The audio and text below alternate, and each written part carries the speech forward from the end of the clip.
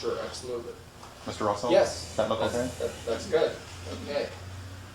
Do we need to close this door back there? Let's get that mic up a little higher. Higher? Just, about two inches higher. Or just slide higher? up? Yeah, just a little. Avoid the type on the shirt though, so we can read Potawatomi. Okay, actually, Yeah. I'll probably have to pull this off.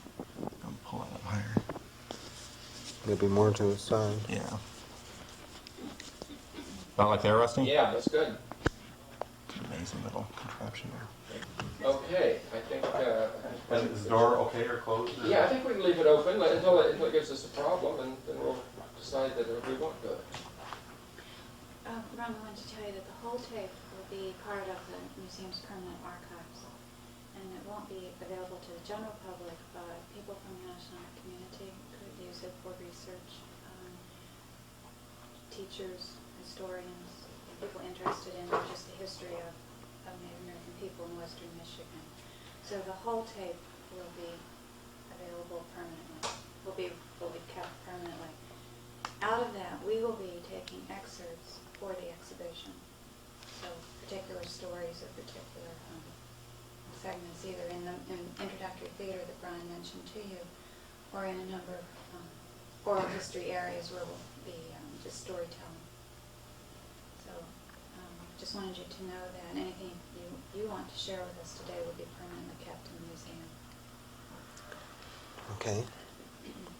All right, Lorraine, I think I'm all set here. Okay. Well, on that note, for the record, we're asking people to tell us their names, their Indian names, if you have one and care to share that, when and where you were born, and who your parents are. Okay, my name is Ron Mix. I don't have an Indian name yet. I've started that process this year, and I'm just waiting now for the giver of the name to tell me when that's going to happen.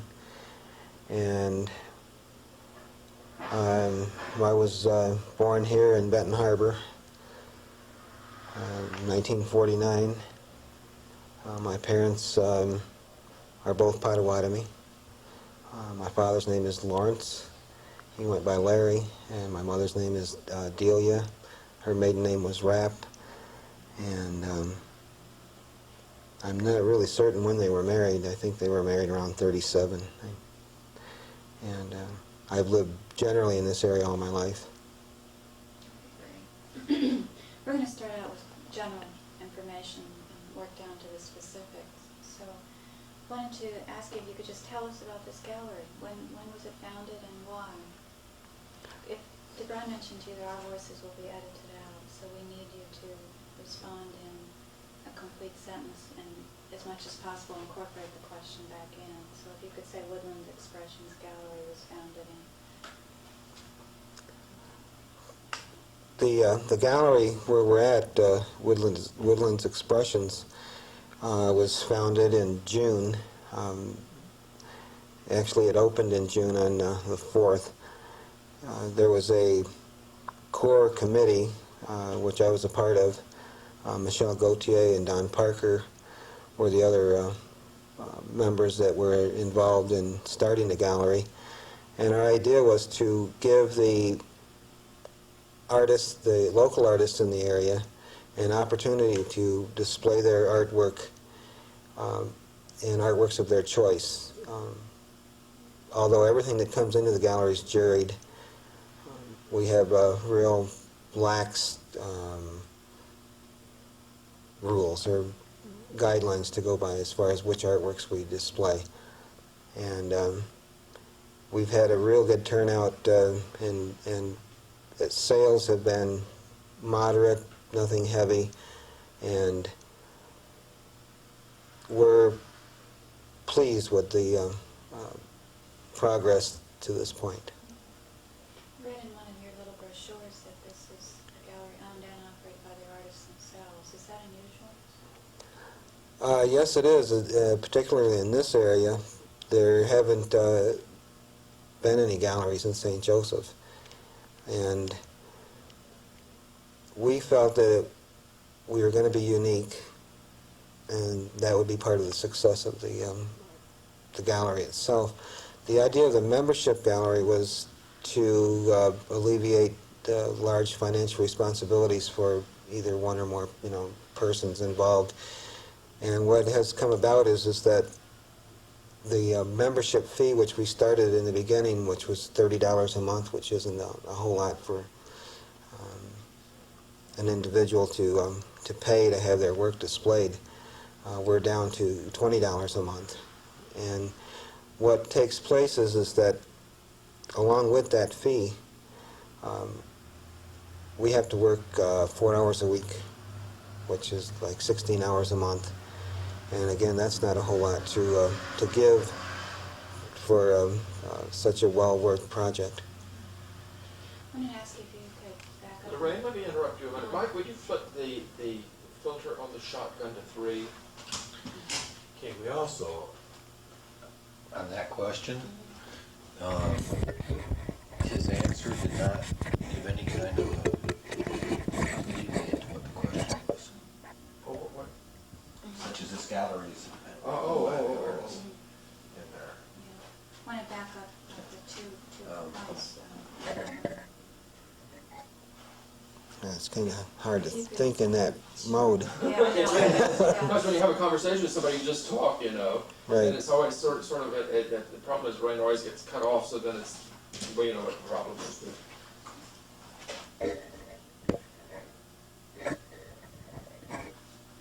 can bear with us and we'll Yeah, all ask you this, to backtrack all a this couple of stuff, times. thank you. If you could just say in one sentence, Woodland Expressions Gallery was founded in June 1992, because by the time this is aired, it'll be 2 years out, so we need to know what year we're talking in. Okay. Woodlands Expressions Gallery was founded in June of 1992, and the idea was to service or allow the local artists to be represented in a sophisticated format rather than a flea market or arts and crafts kind of a format, which usually we're set up in that situation. And we just needed a place for showcasing our artwork. Are the artists here Native American, or how many artists represented as the membership is Native American? The artists that are represented here are from all walks of life. We didn't want to be exclusive to anyone or to any specific artwork. At this point, I'm one of 2 Native American artists in the gallery, Don Parker being the other. Thanks.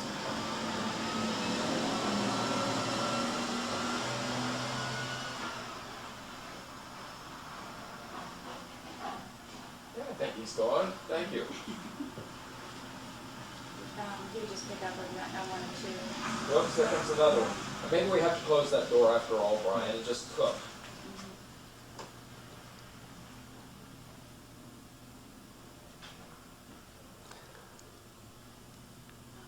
If you could pick up with, I'm 1 and 2 Native American artists here. I am one of 2 Native American artists in the gallery here. Don Parker is the other Native American that's participating. He's also one of the board members or trustees of the gallery organization. Well, let's talk about your work. It appears that you work in many different media. Can you talk about that a little bit?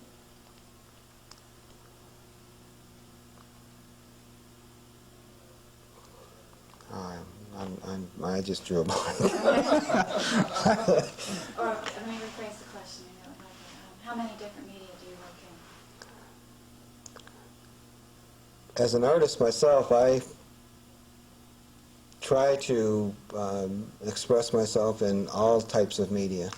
I haven't limited myself to any specific kind. I really like specializing in monoprinting or monotype, which is just a technique of printmaking. When people think of prints, I think a lot of times I think of reproductions.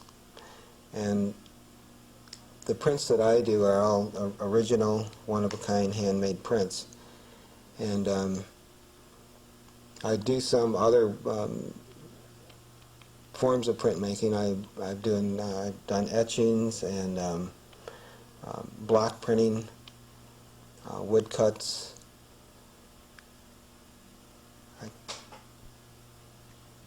Not really. What about them in the pots? The clay is a new expression, a new medium for me to start working in, and I was being pushed by an instructor that she kept telling me, and her name is Patricia Bunner.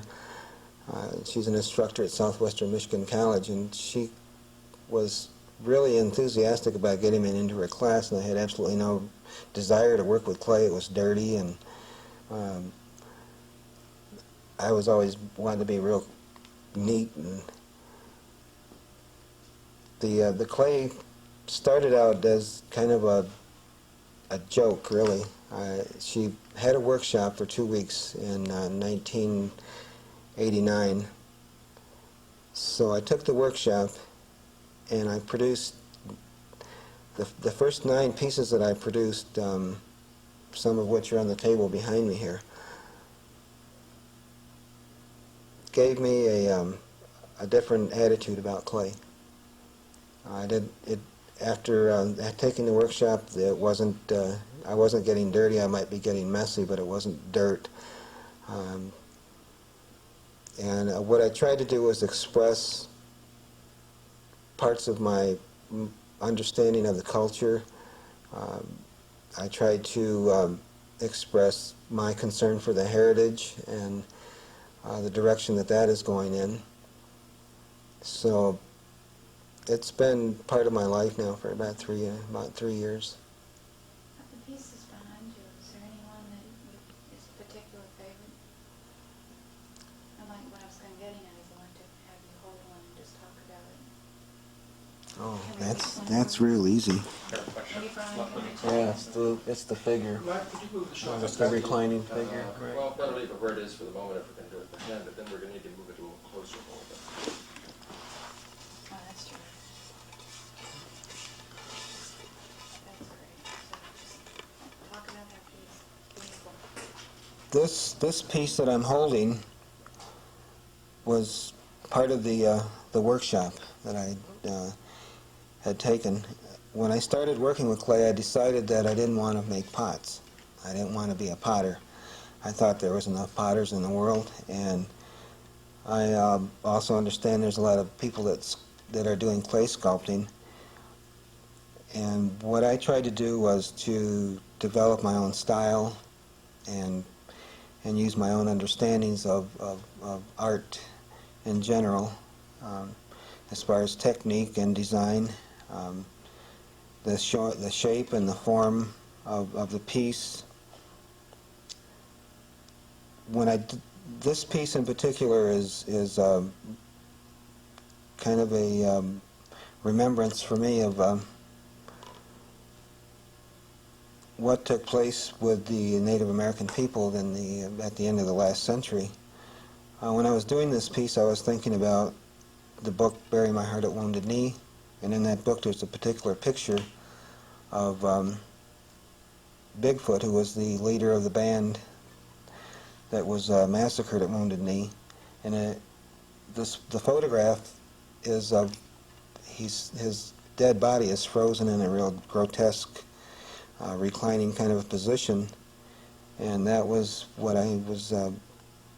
I didn't want to make an exact representation of that, but rather just the feel, or to create just a vague image of that. How is that one fired? Is it open? Is it kiln fired, or is it? The process that I used on this piece, being that I had never worked with clay before, what I was working with little knowledge as far as clay fashioning, when I was doing this piece, I actually formed it solid. When I say formed it solid, I mean literally I took a solid block of clay and squeezed this form out of that. And that wasn't going to work because during the firing, clay has to have a lot of consistency. It has to be fashioned in a manner that you have evenness. Otherwise you'll crack and it'll break in the kiln. So what I had to do was I had to dig the inside out with a tool that's used for digging out clay. And I really consider this piece a gift from the kiln gods, because it's not even, and it's really not well built, but it doesn't have any cracks in it, which I was really fortunate. And the coloration is a pit firing or open burning to get the color on it. I did apply a material called copper matte, which when it's burned turns black, because the contrast of lights and darks what I was looking for. And I was really successful with this piece. This is absolutely my favorite clay piece that I've ever made. Great. Brian, you want to take it away? Ask you some And questions. Mike, would you bring the microphone now, the shotgun, a bit closer?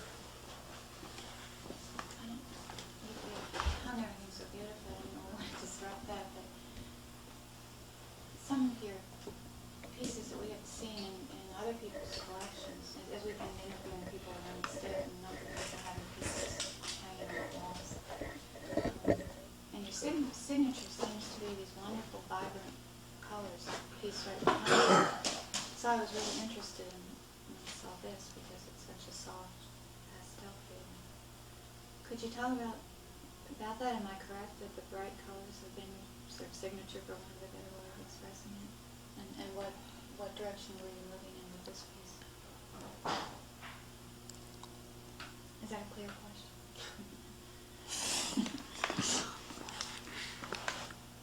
I'm trying to figure an answer for that because I'm not real certain about the question. Maybe you could rephrase it or ask it in a different way, or ask it again. That might help because I'm trying to think of an answer. Okay. The piece, for example, right directly behind you, and I can't see the title from here, but it's the one directly behind you. We've seen other pieces where you've used the same beautiful deep purples and blues, and I've seen other prints of yours, and I recognize your work, and I guess the color is telling me that that's your work. Okay. The prints, when I'm creating them, or when I'm trying to compose an image, there's a formula to what I do. I use a lot of reds, yellows, and blues. I was told once that those are the Potawatomi sacred colors. Although there are 4 sacred colors that represent the directions, as far as the red, yellow, and blue, those are our personal colors. Those are colors that we want to use in our life all the time. And when I'm doing the prints, for some reason, I'm not real certain, I try to use them to kind of denote or that's my color. Those are my colors that I use in my printmaking endeavors. What were you thinking when you did the piece behind us? We can zero in on that later. There's I had this image of a river flowing in and out. I think they call it an oxbow. And it was nightfall, and as the sun was setting, there was a real intense display of northern lights, and that was the inspiration for one of my prints. Tell us about this one. You were describing before we got started sort of a new technique that you've explored.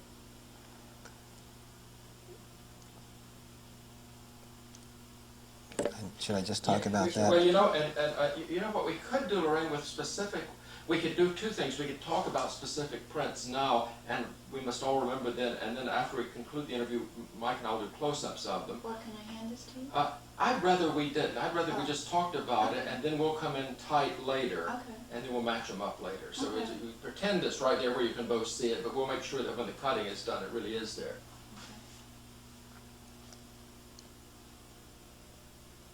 At one point in my printmaking, I came across an idea that to gain a better understanding of my culture and my heritage, or a way to make other people understand my feelings about my life and how it fits into the culture and the heritage. I developed a series of prints called Sweat Lodge Journey, and they have subtitles. I have one in particular called Healing Time. Healing Time is actually a second print, or a shadow print of the first printing, or the first pull. I don't have the first image. It's on a traveling exhibit right now, but I do have the second, or the shadow print, here at the gallery. And what I was trying to say was that I wasn't trying to create any specific imagery that I would say was representational of a Sweat Lodge experience.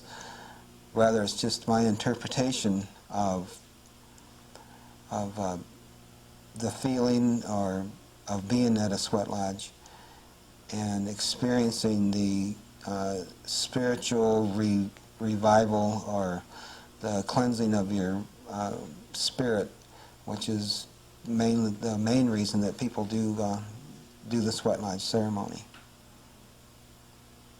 Ron, how long have you been working as an artist?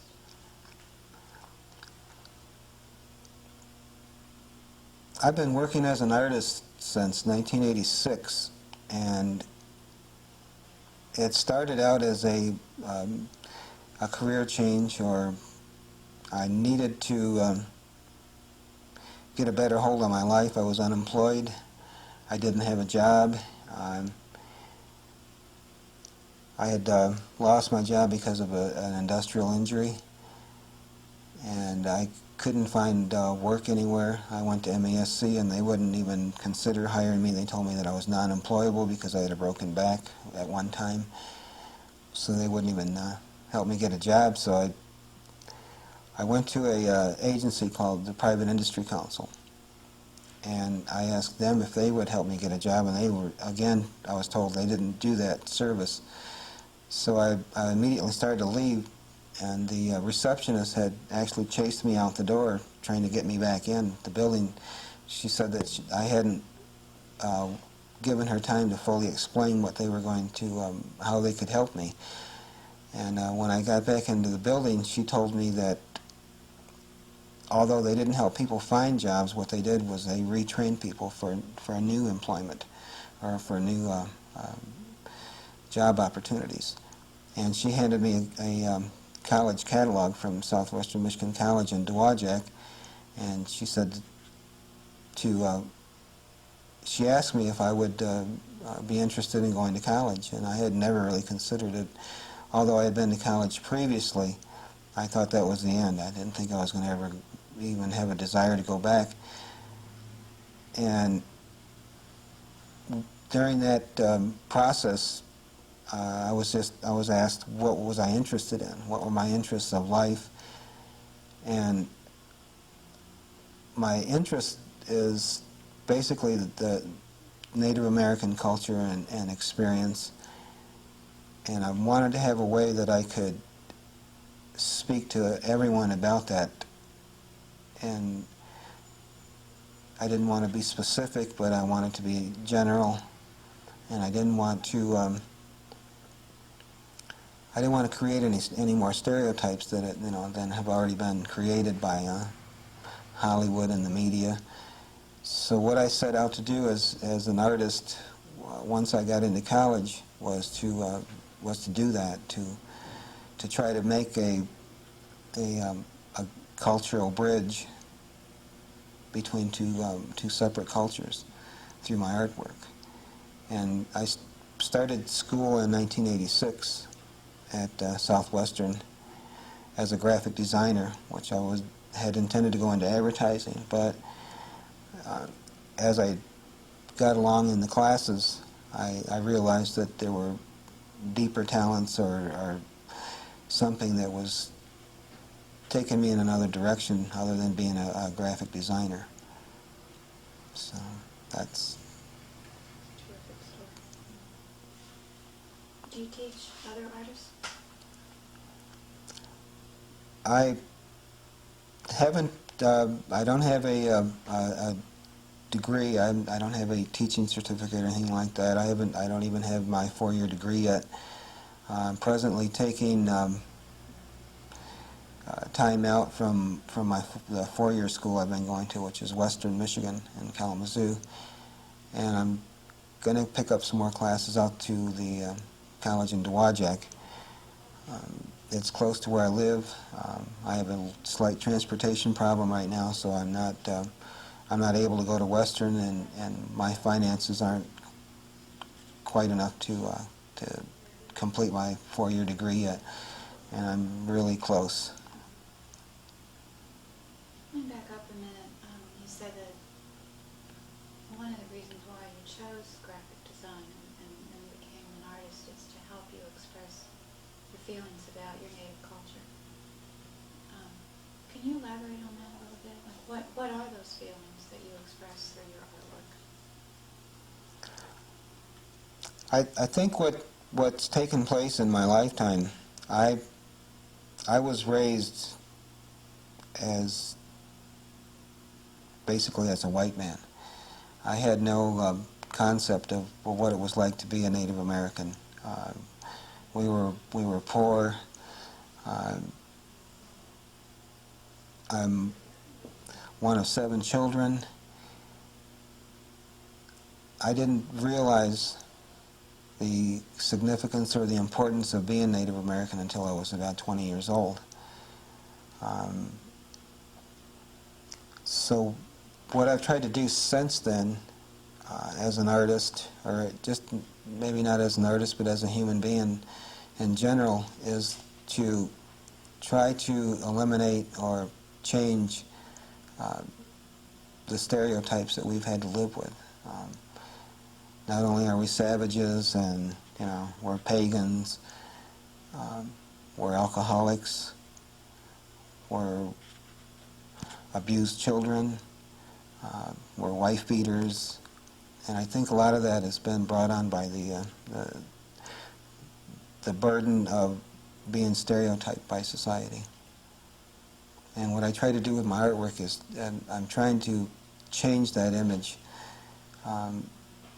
and give people a better understanding or more insight as to what it's like to be a Native American in a occupied land, I think. Do other Native American people, when they see your artwork, does it speak to them that way? Do they respond to your work the way you would hope they would? Native American people in general respond positively to my work.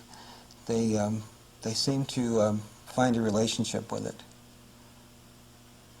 Has it helped you talk to or help educate non-Indian people? In the same light as the Native American people, people of other cultures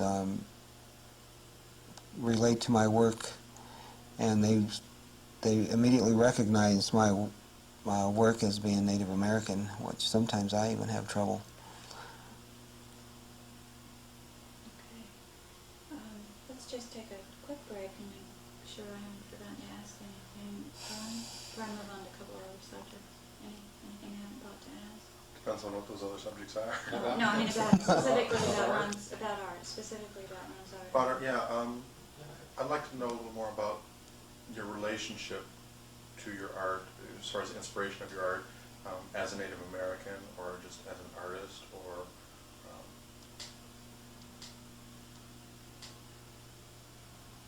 I guess I kind of threw that out and let Lorraine format a question. Where do the inspirations come from? Is that Yeah, do you derive your inspiration as a Native American? Do you derive your inspiration as just a human, as an artist? Is there what interaction is going on there? Or is there a personal experience that you're recording?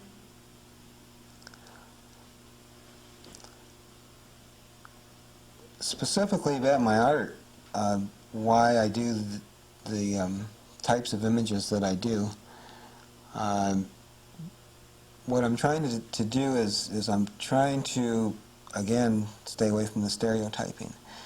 I don't want to be recognized as a Native American artist. I want to be recognized as an artist that's a Native American.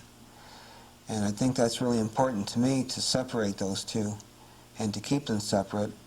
Although I do some Native American imagery, most of my artwork is abstract, and I think it would fit into any culture. I really try to stay away from that being categorized as far as my imagery. Yes, I mean, what do you experience in the way of people who come to the gallery, or people who are interested in art made by Native Americans, in that sort of fine line between craft and art? I mean, many people still view baskets, quilt work as crafts, forest pageant stuff, and clearly it's not that anymore. I mean, how do you go about educating somebody who comes in and finds an artist hanging on the wall rather than crafts sitting, you know, in a flea market? I think as far as the public and their acceptance of Native American artwork, which would include beadwork, basketry, things of those natures. Those are utilitarian items, and I think that a lot of times people feel that utilitarian items couldn't or shouldn't be considered as artwork. The clay pots that I do are basically non-functional, although they could be used as containers. When I display them, I try to put things inside of them to give that feeling that although it's a piece of artwork, and I try to consider it as a piece of artwork, it still could be a functional piece of household furnishings. I had a question for you. It's just sort of when you think of where you and other artists that you work with, where you are today as an artist who happens to be Native American,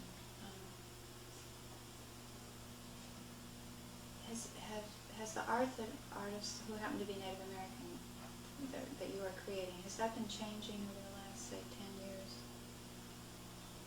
Could you have done this 20 years ago? 20 years ago, again, I'm not answering this properly. It's not a good, I didn't ask the question well. What's changing? What's changing? What's changing in other words? I think that the artwork that I've had the opportunity to see created by other artists, it's changing in the direction of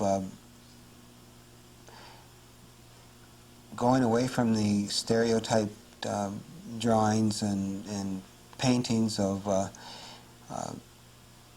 teepees and Indians on ponies, and you know, the magnificent mountain scenery in the background, which there are no mountains in Michigan. But I think what I'm feeling is that the artists are going more in the direction of modernizing their artwork, developing their technique and their styles into individual styles. One particular artist that I can think of is Dave Shinanaquit.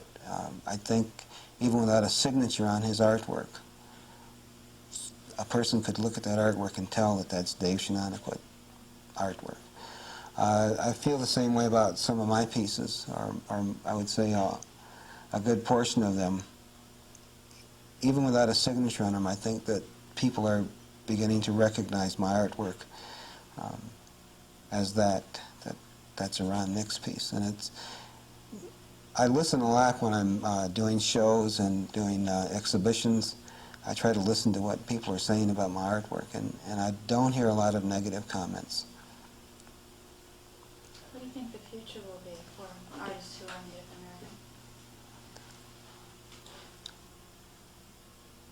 American? I think the future for Native American artists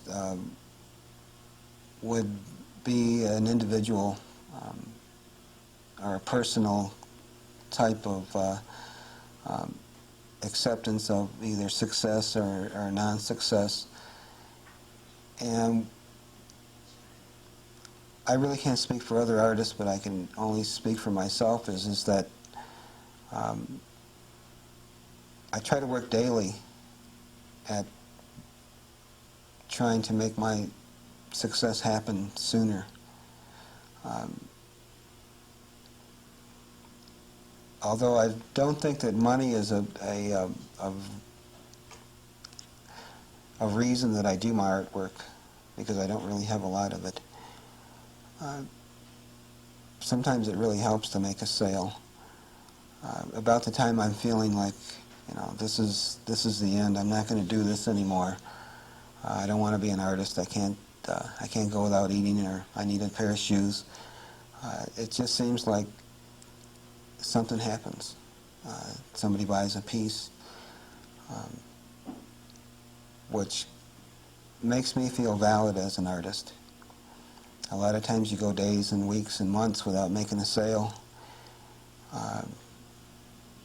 and you start wondering whether you're valid, whether your artwork is good, whether it's bad. You try to figure out what's happening. Usually it's because lack of personal commitment, or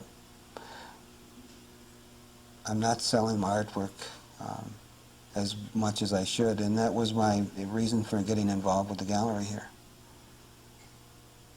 You mentioned a little earlier that it was about at the age of 20 that you began to explore your Native American heritage. What was going on in your life? What opportunities opened up for you that you were able to do that? As far as my recognition as self-recognition as being a Native American, I think it was the geographical area that we grew up in. The tribe in this area, in the Potawatomi, are spread out between about 5 counties, and we don't have a lot of contact with one another. We've been taken out of the culture for so long in this area that virtually we're losing sight of it. We've been living like white men here in this area for about 250 years. And a lot of that was because we've been given the choice. You can live like a white man or die like an Indian. So naturally, a lot of people decided they wanted to live even if they have to change. As an artist, or just as a Native American, I find that since I've actualized myself as a Native American, I have changed my life totally. Before that, I was a drunk. I didn't really like myself. I didn't have any identity. And what has happened to me is that I've gained an identity. Not only am I a Native American now, but now I'm an artist. So I think it's just given me a lot of pride in myself. Are you active in Native American organizations? I have been in the past active in the Potawatomi Indian Nation Incorporated, which is the local organization to represent Native American people in this area, particularly the Potawatomi. They have chosen in the recent past to adopt a new name for the tribe or the band, and they call themselves the Pokagon Band. I'm not particularly fond of that. I think that to choose a family name to name an entire group by a family name isn't really right. In the past, I think a lot of times the geographical location or something of that sort would be the determination of what a tribe would be named, and I'm not very fond of that. I hope this doesn't. That's my. I don't have real good ties with the organization here, so I was involved for about 10 years, and I'd been asked to leave meetings. I'd been told to sit down and shut up in the meetings. I had been asked to quit being on the board. I was on the board for a long time, so I don't have a good time with that organization out there. And I really hope this isn't in the tape. Well, that's why we just won't use anything else. That's right, Brian, make a note of yours. Yeah. Yeah, we'll take that out. What about national organizations? Have you been active nationally? Nationally, as far as organizations, during the late 60s, early 70s, I was involved with AIM, the American Indian Movement. Although I haven't been particularly active since 1978, my feelings have never changed. I feel that the American Indian Movement is a valid movement. Their image has changed quite a bit. They were quite a bunch when they were active. I think they changed their image because of survival. They still want to represent Native American people, but they don't want to have the image of being bad people. I don't think they ever intended to be bad or to do bad things, but sometimes actions speak louder than words. So I think that was explanatory as to why the behaviors of AIM in the past, I think it explains itself. I'll go back to a personal note. You mentioned that you have just recently come to understand that you're part of the Turtle Clan, although the turtle was an image that was very important to you for a long time. Someone else said that to us the other night, that their family thought they had been part of one clan and have just recently come to understand that they're actually part of the Bear Clan. How is a family or a person like yourself finding out which clan you belong to? Who, is someone telling you? What's happening?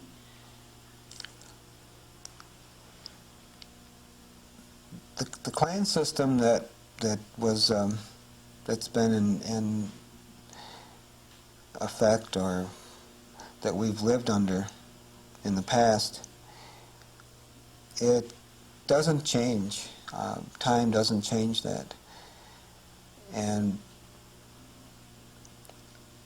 recently I found out myself that I was Turtle Clan.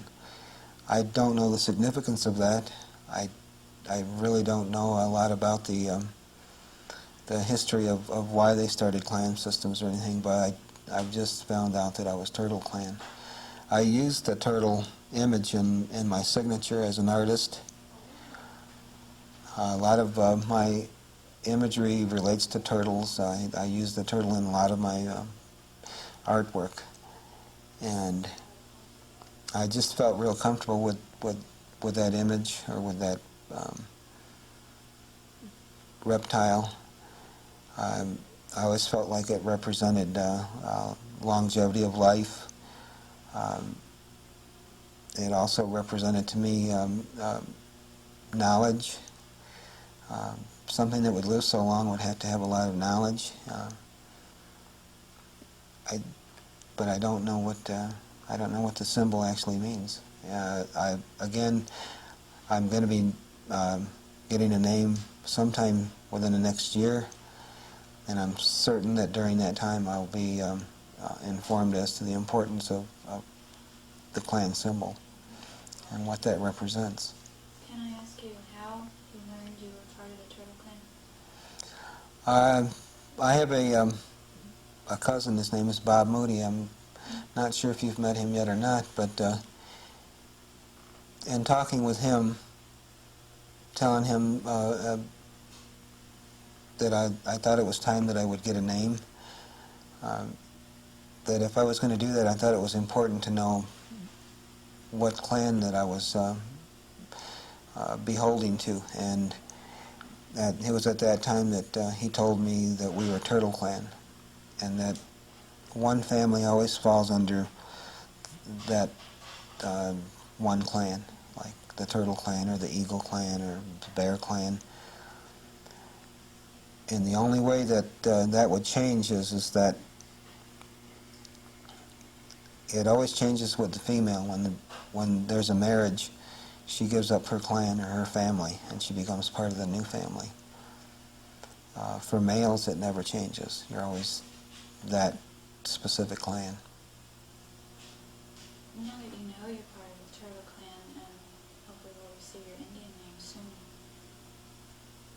how will that change your life, and will it change your life in any way? Does it bring on more responsibilities for you, or does that open up more opportunities for you?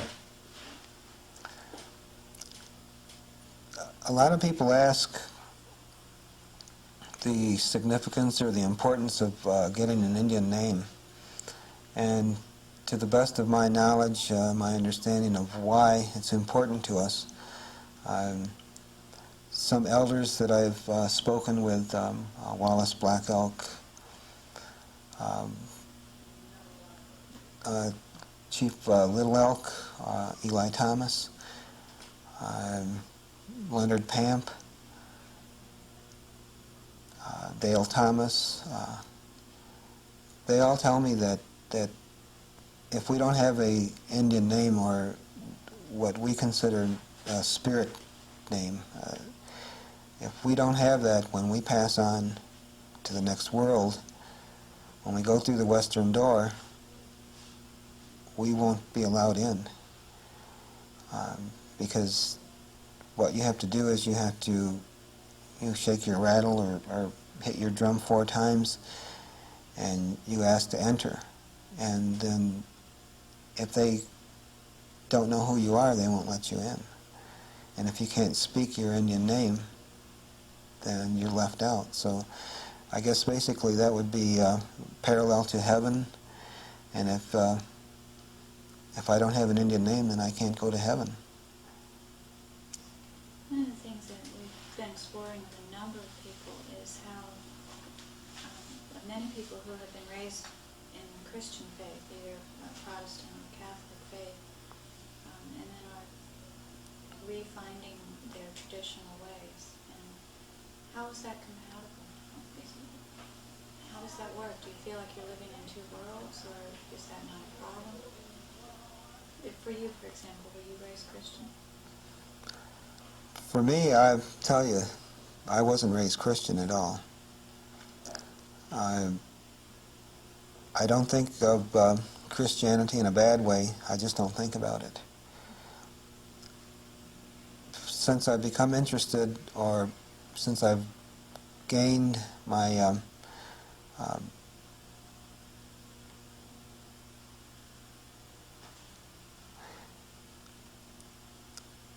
since I've actualized myself as a Native American, those things are unimportant to me. Christianity, it's okay for some people. If they're comfortable with it, that's fine with me. If it doesn't interrupt the process of being a good person, that's fine with me. But when people start trying to preach to me or tell me that because of the way that I think or the way that I believe spiritually isn't proper, then I just disassociate myself with that that kind of an attitude. I don't think there's any harm. I don't think there's anything bad about the Christian faith. I think that it's brought a lot of good to some people. But again, if it's right for them, then that's good. But for me, it's not right. Well, go ahead and cough. I got a fly trying to go in my ear. Are you going to be all right, Lorraine? I think so. Would you like some water or something? I just don't want to cough. I hold my breath a bit. If you start turning purple, we'll have Rusty stop. Well, yeah, let me just talk about something I've been noticing, and I don't know whether we want to talk about it. While Lorraine's commented vocal, of course. We visited a lot of Native American homes here and up north, and I often think about the beautiful artwork we see like yours in galleries, and then we visit Indian homes and we wonder, gosh, sometimes you see very ordinary and not very imaginative or uplifting art. You'll see a Plains Indian bust, brightly painted. Not that there's anything wrong with it, it's just that you think there's so much beautiful Indian art out there. And I think, my gosh, if I were a Native American artist with all of the family and friends and relationships and having to make a living, I mean, do you ever feel under pressure like, I'd really like to see this home have a peace of mind, but I can't just go around giving away the thing that I spend hours and hours and years making because I've got to have it in the gallery to make a living. But don't you ever go to an Indian home and think, they really love beautiful things that remind them of being an Indian, but some of the things they've got here, I would rather see my things there. I'm mumbling around the whole issue there, I think in general, I could say that for every art piece that I've sold, I've given one away. A lot of the pieces that probably you've seen in other people's homes weren't a purchase, they were gifts. Although I do like to sell my artwork, it helps me make a living. Well, that's wonderful that you do, because it's always, because you can tell homes where they really value beautiful art. I think when you go to these homes and you see the lack of artwork or the lack of baskets, or a lot of the people are really responsible to the culture and in our understanding of owning things. It's not good for us to hold on to things. We may get those things as gifts. Somebody might give us something in a giveaway. We're only supposed to hold on to that for a certain amount of time, and then we're supposed to pass those gifts along to somebody else. So I think that could be the explanation for the lack or absence of artwork or baskets or things of those natures in the homes that you've been visiting. I think that's true in my home. I'd like to pass on those gifts that have been given to me to somebody else that might like them. Are you ready for the A question? I think so. Okay, this is, we're done when we discuss it. This is the one which we're asking everyone, which is what does it mean to you to be Native American? What does it mean to you to be Anishinaabe? And if you could think about it in the context of a small child coming and asking you that question, how would you explain to them what that means to you?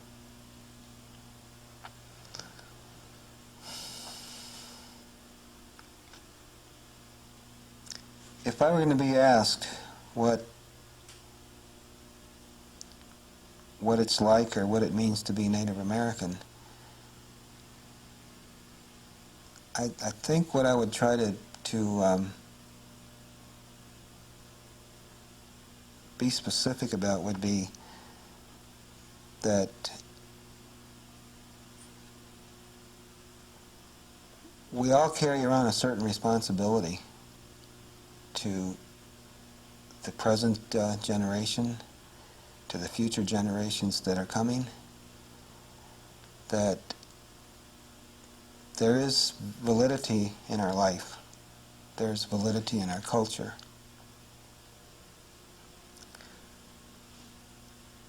And that despite what others might say about how we exist and why we exist the way that we do, I would hope that I could make that person or persons understand that on a personal level, I wouldn't want to be anything else but Native American. And I can't think of anything else to say. That's wonderful. That's great. You know, Brian, what I'd like to do is to reset the camera a little bit and maybe have Ron just stay on the little mic, and I'll focus on a piece of art. Maybe you could tell us a little bit about each piece just as we get it on camera, or if something it seems appropriate to mention. So we'll just leave you on mic and we'll... Let's see, Ron, why don't you walk over here? And what's that? Dark first. Yeah, we're going to need that to kick in there. It'll be all right. Hey, no, just come over here and look at the monitor while we're... walk on around back Okay. behind me. So I'll just be doing... How much slack do you got there? You just sort of, Michael, sort of take care of that. So I'm focused in here on a piece that has a diamond pattern, and now it won't. This monitor is doing all that weirdness, but it won't really look like that. So this piece that we're beginning to see here, Ron, what are the? It's got an interesting. It looks like it's unevenly fired, and it's a very. What can you tell me about this piece? This particular piece is what potters call a pinch pot. All of the pots that I have on the table right now are pinch pots. This particular one has been pit fired. The decoration that's on there is all applied by hand. The instrument that I used to do the diamond pattern was hand carved. I make all of my own tools to work with clay. The coloration is caused from the firing, which is pit firing. The white areas are called oxidation, and the darker, the black areas, is called reduction, and that just means the absence of air and flame. And the darkness is caused from the smoke that's created from that the atmosphere in the kiln or in the pit. Okay, let me see what else we find here. Same sort of thing here? Exactly. They're in fact the last piece and the piece that's here that we're looking at right now were fired in the same pit. Really? And there's that much difference in the oxidation patterns? One was placed high in the pit and one was placed low in the pit, and that's how the difference come about. What I'm going to do is zoom in.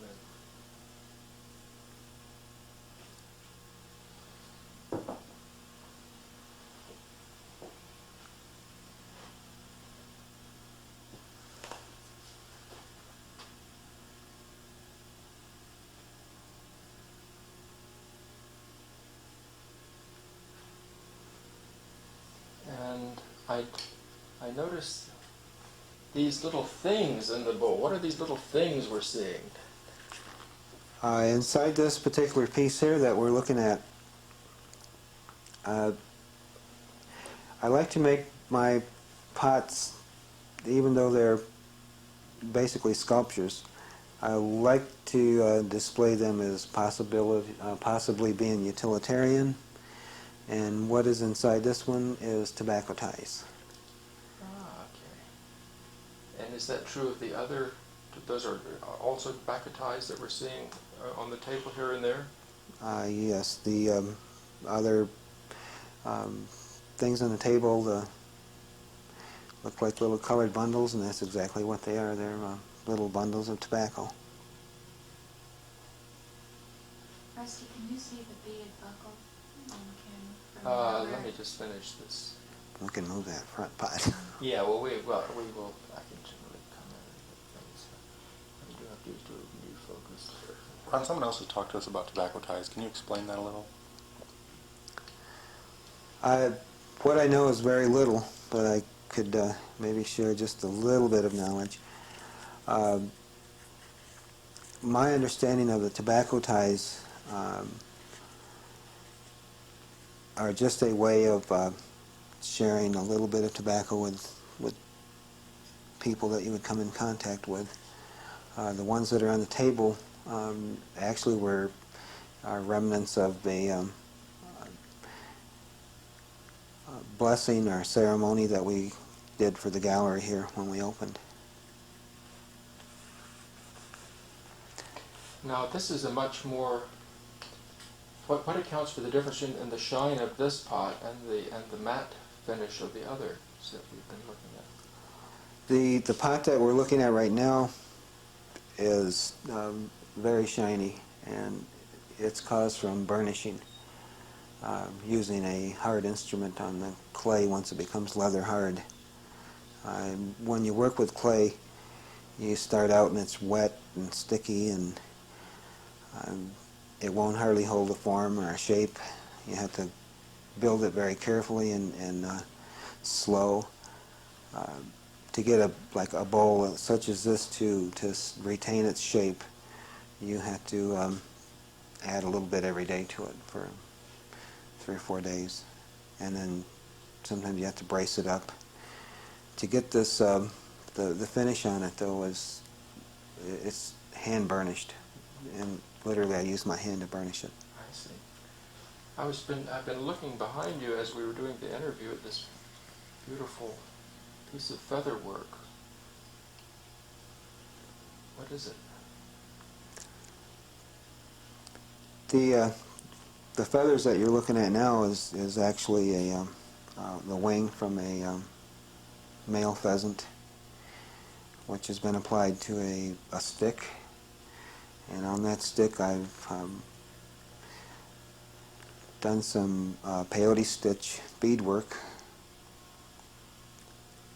which is a major endeavor there, about 6 days worth of work. Lord. Let me hide my camera in a little closer. Just make sure I don't bang over too much.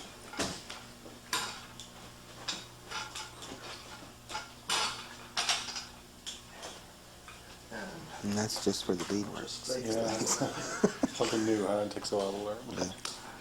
No, I've been doing this for a long time. It takes everybody that long. Oh, really? Would someone use that at a powwow, or is that a personal item, or just a decorative? It's just a decorative item that I made for myself.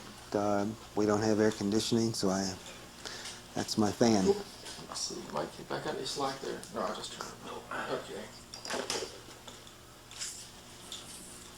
Let me get back over to the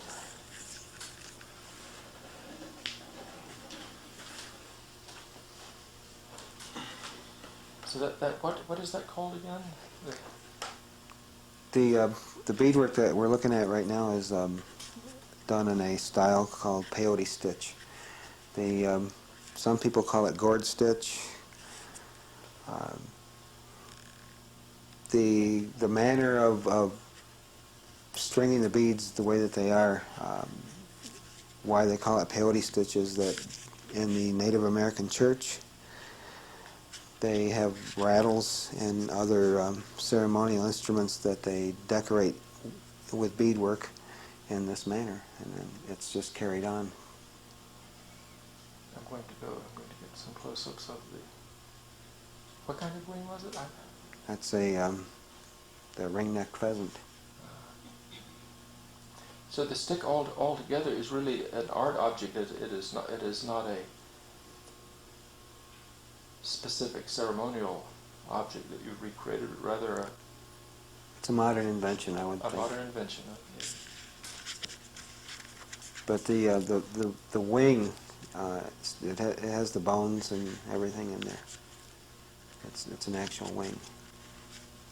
I freeze dried it. Wow.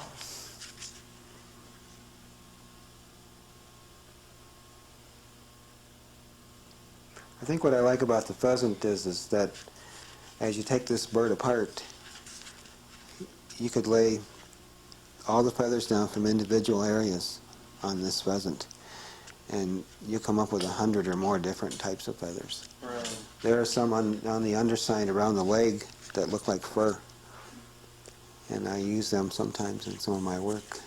Now, Lorraine, what was it that you were asking if I could see? There's a belt buckle behind the pot right in the center.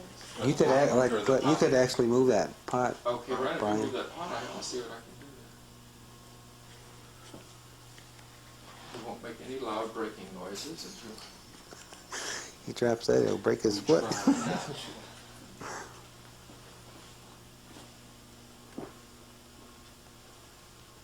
Okay. Is that a traditional design, or is it a Ron design, or a combination, or where does the inspiration for something like this come from? I'm not certain. Good. No, I'll tell you. The piece that we're looking at right now is a small oval belt buckle made out of beads. It's done in applique technique, which is virtually a modern technique. Before that, they used quills, and once the Europeans started bringing the trade beads in and the seed beads, we incorporated them into our life, and we started developing our own styles and patterns. All of the patterns of my beadwork are personal. I developed them myself. I don't copy anybody else's work. I try not to make duplicates. Everything that way is an original, one-of-a-kind piece. There'll never be another one like this. Again, it's a personal thing. The turtle pattern that's on it is done in the red, yellow, and blue, which again relates back to my life as an artist and as a Native American and what I'm trying to say to people. Let me see if I can get this painting that we discussed in the interview. And just a minute here.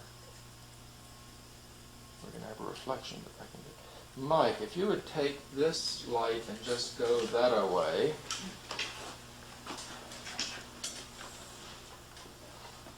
Okay, and up higher. Good. Okay. I'll see if I can get if I get really on axis, it'll see me. So I will have to crop in a little bit, but not so much as to destroy the... I'm wondering what that red dot is. Oh, that red dot is not yours, it's my light. So I'm going to have to get a little bit further. Actually, is anybody...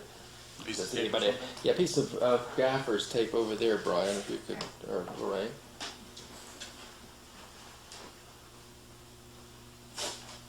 There it is. Did it go away? Yeah, it's gone. Okay.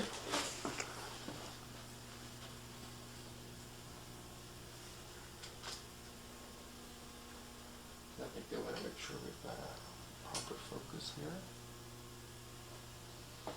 Wow. We do now. I mean, I'm amazed that I can see the grain of the paper. All right, so this is the one that I think you referred to as an oxbow, and the river shape. Why don't you just tell us about this? Is it a print or a painting or a... Whoops, Mike, the light just...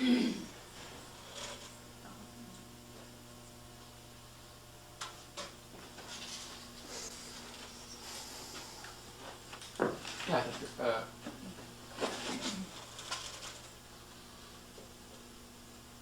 too much of a good thing. I think that's good. Okay. All right. Tell us again about this one, Ron. The piece we're looking at now is a monoprint, or technically called a monotype.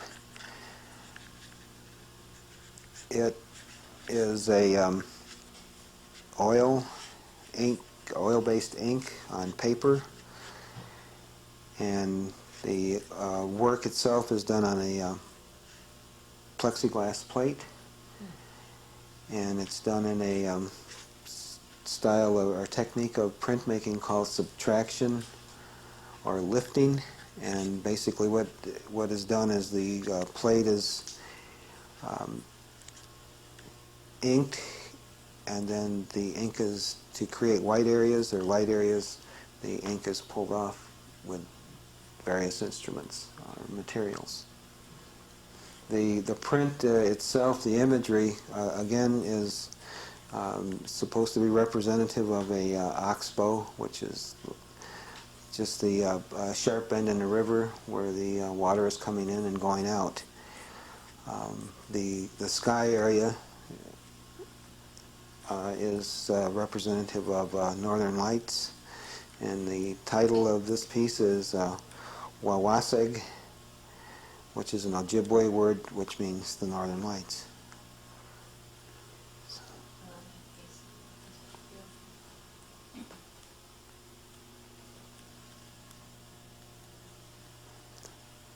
Just off record, after I made this print, 3 days later is when that huge display happened last fall.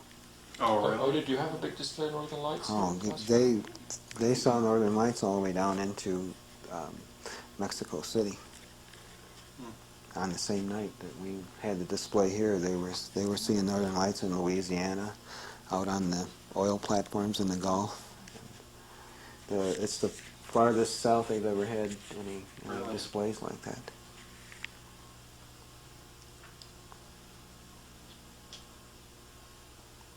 When I do a piece like this, I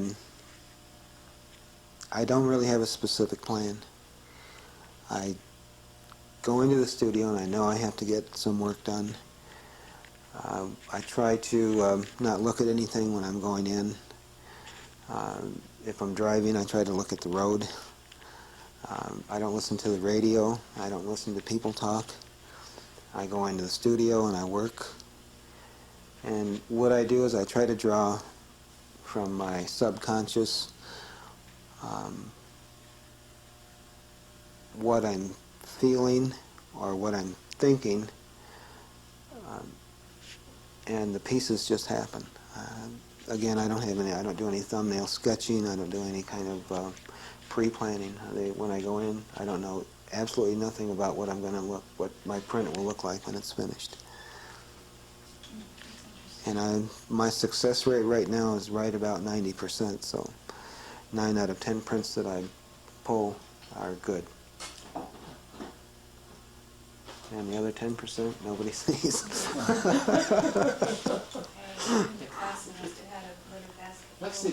Is this is yours? The black and white up in the corner here? Mm-hmm. It's going to be the devil to light because it's plexi, not glass. It's plexi and it's bowed or bubbled out. Yeah, well, I might. You recognize the subject in that? You said you interviewed him this week, so. Let's see. Yes.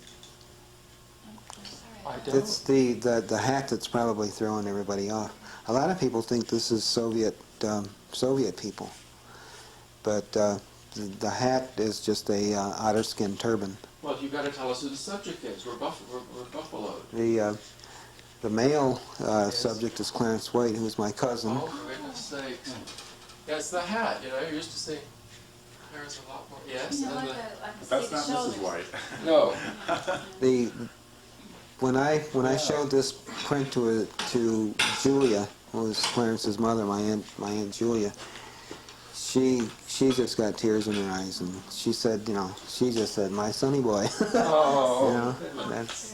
It was an immediate recognition. So that made me feel real good because I wasn't real certain. I see it now very clearly, but it's the hat. This particular piece is an etching. It took me about 7 weeks to do just this plate. It was one of 3 plates that I did in a 15-week semester.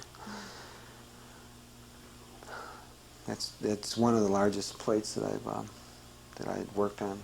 See, maybe if you turn this light off here, the lower one, and if you could just rotate the big guy around a little bit more. Too much. Yeah, and now move the lights, just unplug that light and just move it out of, I'm getting reflections off the stand itself, so if you move it across the room here.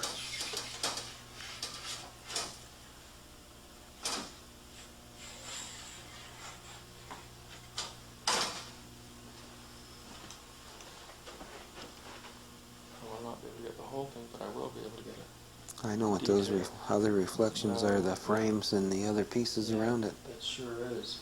The lights are being reflected in it also. Well, let's see. Mike, let's do a drag this way. If you. Ron, what does AP mean? Artist's proof.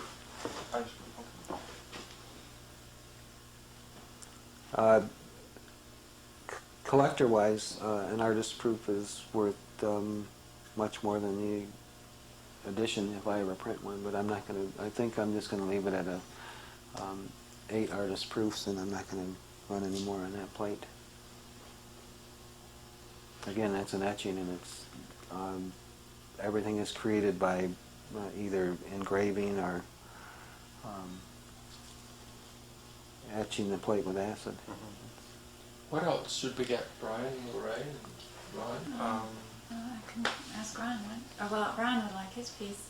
Yeah, I'd like that one done. Is that what that show? Well, I'm wondering since if it could be positioned on this wall, since we sort of have a beginning of the. Oh yeah, I think we could probably. We can We can also probably we can take off the shrink shrink wrap if you'd like. wrap. Yeah, probably do that. Great. And Is it? It may not be necessary. Let's see for the moment. How is it affixed to the wall formerly? Prop Can that it down. sit? Yeah, Well, you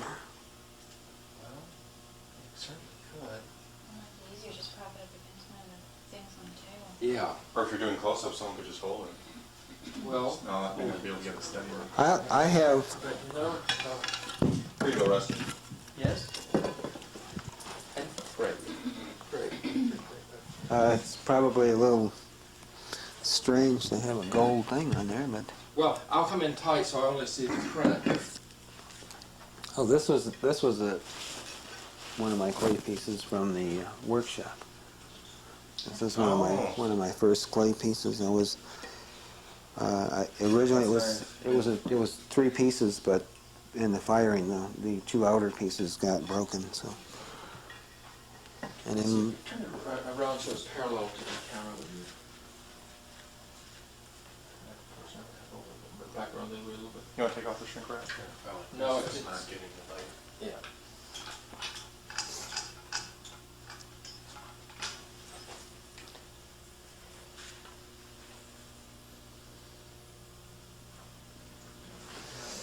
well, I will definitely have to keep the one that's in the exhibit now. There's only one left now? This project was called, I forget what in the world they called it. Called a suite, which means that all artists involved in the project create a certain amount of prints. Well, there was 8 students. No, there were 6 students. Then the school got a print, and then I got to keep the rest. So 6 people got a free print, basically. Oh, I see. And I told the instructor, I said, I really have a problem with this because I'm a professional artist, and I just don't like giving artwork to people that I don't know and that I'm not particularly friendly with. So that was... That comes off real nice on the monitor. Oh, really? What was, Makes me think of Chagall or something. okay, what's the title? I can't read it from here. Nocturnal Resonance. I think we should probably have you saying that, Yeah. though. Tell us about Yeah, it. tell us about this. This comes in. Well, the print that we're looking at now is a 4-plate, 4-color etching, which means that each plate is inked separately with a color of its own. The color separation process that offset printers use is the very same that I've used here. Red, yellow, blue, and black are the main colors, and what happens is that the blending of those colors, the ink in the, it depends on how you layer them, and you always start with the light one first, which is yellow, and then you go to red, and then you go to blue, and then you go to black, and black is always the last one that you put on. What happens is that the blending of those colors gives you the intermediate colors like greens and orange, brown, tan. The image area is created by a technique called aquatinting, which is basically a dot printing process. So the color is applied to the dots, and the dots are applied to the paper. And then it's the either direct blending of the inks or what Seurat used as called pointillism, which was basically layering or setting colors next to one another to create another color, like yellow and blue would make green. So that's what I was doing with this one here. Can you say the title so we have your word? The title is called Nocturnal Resonance, and it just means it just relates to the sounds of night.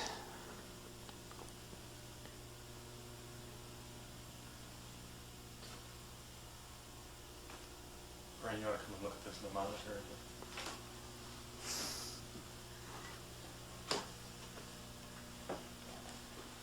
Oh, wow.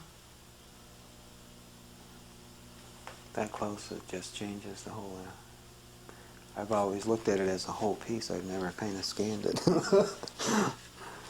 hang next to a magnifying glass. Yeah, really.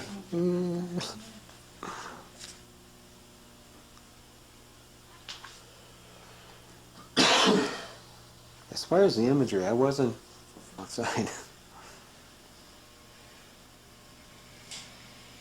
It's because it's a small signature. It's going to be sort of hard. That's fine. That's just a thought. Yeah. Just-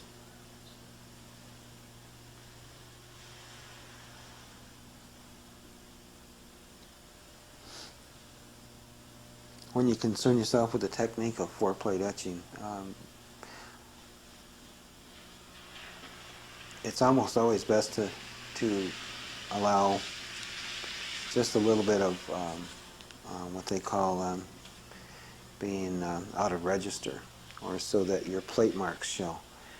These plates were exactly the same size, and all 8 of these show absolutely hardly any.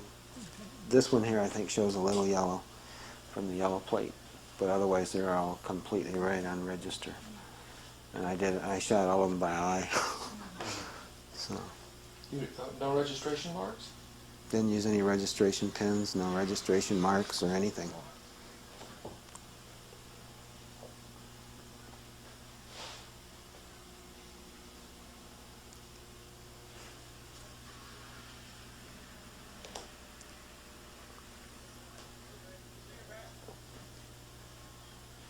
That's great, Rusty.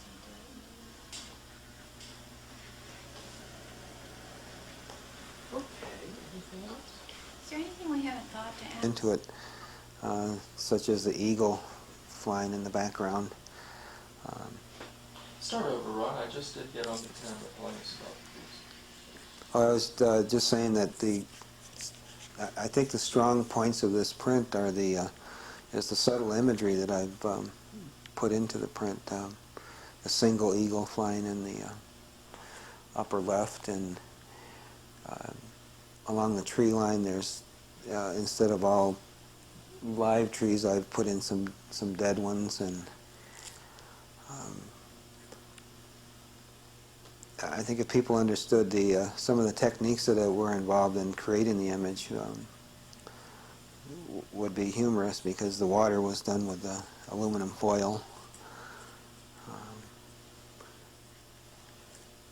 This was my 3rd etching,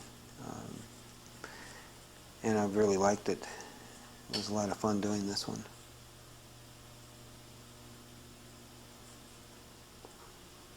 Wow, how'd you get those eyes to light up? Matt, Magic world of video.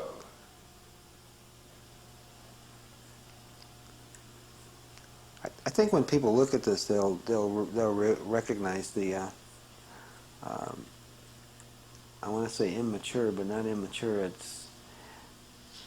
This was a time period I was just learning to do printmaking, and there's a lot of things in here that I look at now and I can say, well, this is wrong and this is wrong.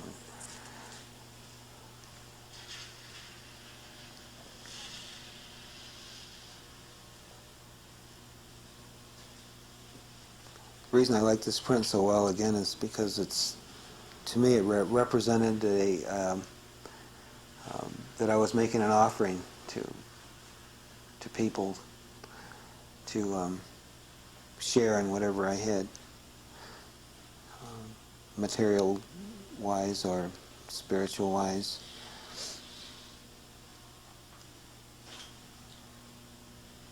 It's working 3/4 and backward, sort of a weird trip there.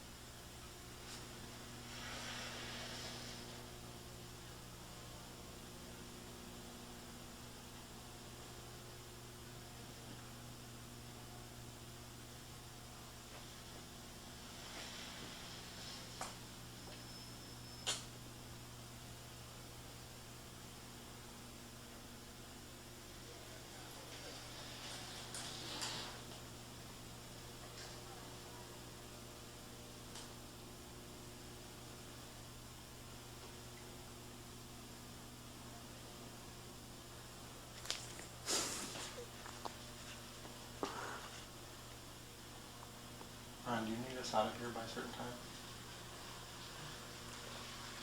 I think we're about done.